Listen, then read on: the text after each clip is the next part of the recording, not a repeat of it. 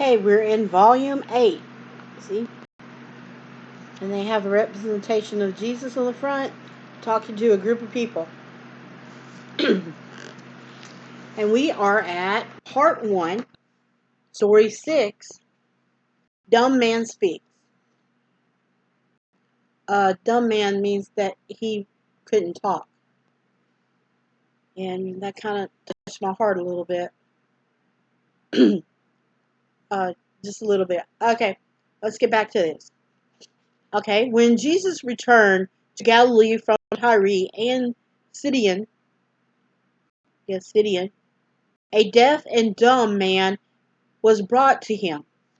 Here was a new problem. Nobody in these days knew how to help anybody like this. There were no hearing aids for the deaf or special clinics for the dumb. The poor folks who were troubled like this lived in total silence, with no idea what a baby cry must be, or the laughter of a child, or a bar of music. Nor could they ever hope to tell their children that they loved them, or talk with their friends, or say their prayers out loud. Yeah, but I know some people that they can now. They learn how to speak. Okay, even in the presence of Jesus, this poor man couldn't say, "Lord, help me," nor could he hear the word that Jesus said. But Jesus understood, though not a word was spoken. Jesus heard the cry of the poor man's heart. Leading him away from the crowd, he found a place where they would be alone. Then he put his finger in the man's ears and touched his tongue. Looking heavenward, he cried, "Be open." So he probably did it like this. That's my guess. He put his hand, touched his mouth, and put his fingers in his ears, because that's my idea. Okay? Looking heavenward, he cried, "Be opened." And immediately the man was able to both hear and speak.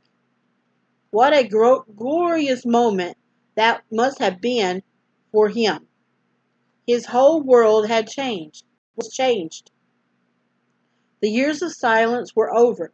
He could hear the birds sing, the children laugh, and the voices of his neighbors as they rejoiced by his healing. And the first word that ever heard, and the first word he ever heard were the words of Jesus bidding him be well. How wonderful it must have been for him to be able to talk like other people. Yeah, it does touch my heart. For a while, I imagine, he couldn't stop talking so much that he wanted to say had been bottled. He wanted to say so much that he wanted to say had been bottled up inside him for years. Now it came pouring out in an endless stream. And what do you suppose he said first? Wouldn't you like to know? So would I. Somehow I think it must have been, "Jesus, oh Jesus, thank you. Thank you for opening my ears and loosening my tongue. For this I will love you always." As for the people, they were beyond measure astonished, saying, "He hath done all things well." And surely had. He surely had. And then it's a Paul Remy. It's a double page.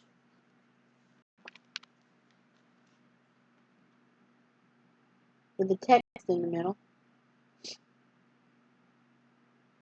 And the reason why it touched my heart is that because my husband was afflicted with a speech impediment.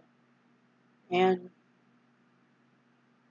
I could understand him fine. My daughter could understand him fine. Everybody that knew him could understand him fine. Just, sometimes, it's hard for him. Okay. Well, that was the end of part 1, story 6. And that is a very short story. And it looks like we might have a few short stories.